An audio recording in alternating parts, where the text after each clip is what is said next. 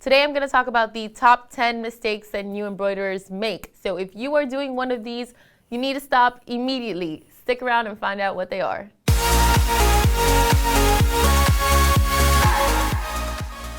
So before we get started, I just want to remind you guys that if you have any questions at all throughout the video, to go ahead and leave a comment below and we will get back to you. And I also want to thank everyone who has subscribed so far. If you haven't done so yet, go ahead and click subscribe. So I was actually inspired to create this video because I recently had a little bit of a duh moment, or what you would also call a rookie mistake moment. So basically, I wanted to put together a list of the top mistakes that new embroiderers make. And there are just so many mistakes that you can make when you're starting off that you're just overlooking small details. So I've narrowed it down to the top 10 that we see the most often. And I'm going to go ahead and start with number 1, and that is improper hooping. So I just wanted to mention that these mistakes are in no particular order, and it can happen to both rookies and veterans. And in fact, veterans have probably had these mistakes happen to them more than once. It's just a matter of you kind of turning on autopilot, so you tend to overlook small details. So back to number 1, which is improper hooping. Now this goes back to Embroidery 101. We're all taught to hoop tightly and to make sure that all areas of the garment you're embroidering on are hooped, and also to make sure that all areas of the stabilizer are tight in the hoop. So sometimes we're kind of just going through the motions and we're not hooping tight enough, and we might loosen the ring a little bit too much. So once the needle starts penetrating, it starts loosening the hoop. Okay, now this can cause so many problems, and you definitely don't want this to happen to you because you might end up like this guy. All right, so this guy has a little hole. I'm not sure if you all can see it, but here he has a hole and he's officially ruined, and he was turning out so cute, but this was hooped improperly because the ring was too loose. So once the needle was penetrating on that fabric, after a while the hoop got loose and we got a giant bird nest, and now we have this giant hole to show for it. So just because of a little detail that you overlook because you're kind of just going with the motions, going through the motions, you can ruin your poor little sad unicorn. So remember, always hoop tightly. Remember to always cover all areas of the hoop with your backing and your fabric. Make sure it's secure and that you're not playing around with the hoop ring when you're hooping, because that can also do the reverse, and you can kind of hoop it too tight, and then that can cause puckering. Number 2 is using the same materials for different types of garments. So as we know with embroidery, you can use a lot of the same materials for different types of garments. For instance, you can use your 7511 sharp point needle for a lot of things that you embroider. But then there are also special instances where you should be using different needles, even different weights of threads, different backings, etc. One of those instances is polyester performance wear. Now, that type of fabric requires special care. There are also other fabrics out there that do require special care, so you should do your research before, especially if you're new, to see what you should be using, because you don't want to ruin it. Because what happens is that you test your embroidery on, let's say, backing, and then you get a piece of fabric like this, and you think that you can embroider the exact same thing with the exact same needle, and you end up with a mess like this. So I'm going to just show you what was used and what you should be using instead. So most of you know this is 100% polyester performance wear, and as you can see, this design looks crazy. You have your backing showing really stiff through. You have a hole right here. I don't know if you guys can see it, but you have a hole.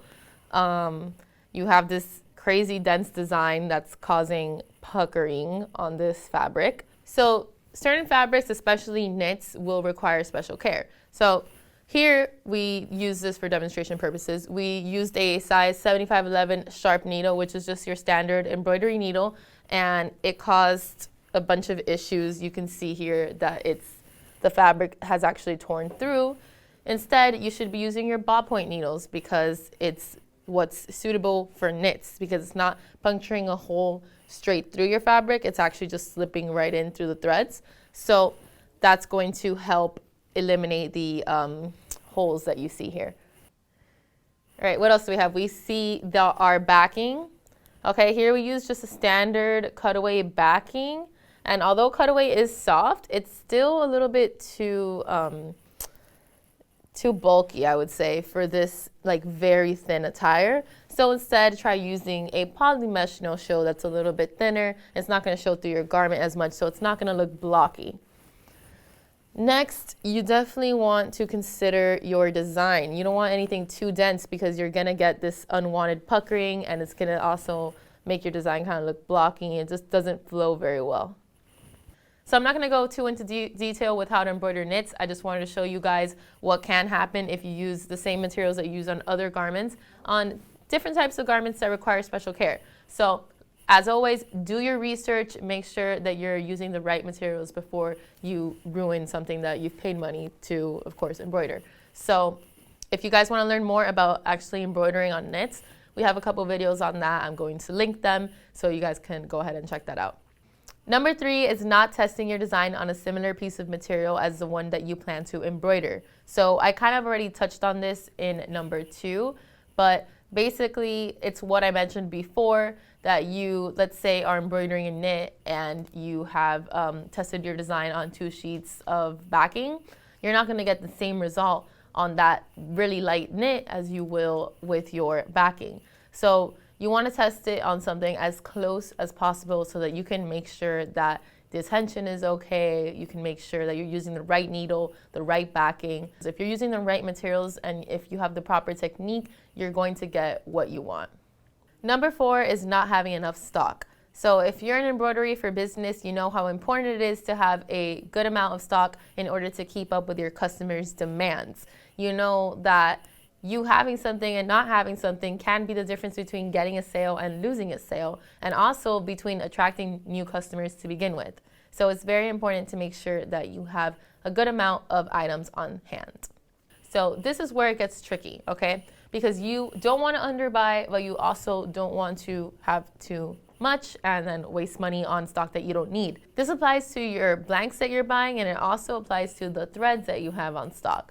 So the best thing you can do is to pay attention to your customers, see what they're asking, take note of it, and also to do some research and see what people are buying. That way you can know what you should have on hand. Now, a question that we get a lot is, what type of thread should I start with? How do I, how much thread do I know? How do I know how much thread I need to have? And what we tell them is that it's best to have a large amount of small spools, and from there to kind of take note and see what the customers are asking for, and then you can determine whether you want to buy larger spools of those small spools. So there's a bunch of like starter kits out there that have a bunch of different colors. They come with the smaller spools, and it's a lot more cost effective than buying a whole bunch of large spools that you might not need. It also depends on your location and the market that you plan to target. So let's say that you're working with the Greek apparel market, and you want to figure out what colors you should buy, which you should have more of, which you should have less of, then go ahead and look at the schools that you're planning on serving and kind of see the colors that are frequently used within those organizations. You can just go on their social media and their website, and you can get an idea of the type of colors that they typically wear. Number 5 is another one that has to do with using the right materials, but this one is a little bit trickier because a lot of new embroiderers tend to overlook this detail. And that is not changing your needle size when you change your thread size.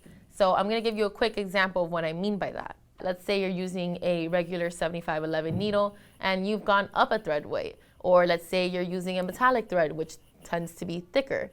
You have to realize that your needle's eye, is going to stay the same, and your thread is actually going to get larger. So what happens? You're getting more friction between the thread and the needle's eye, and that can cause thread breaks.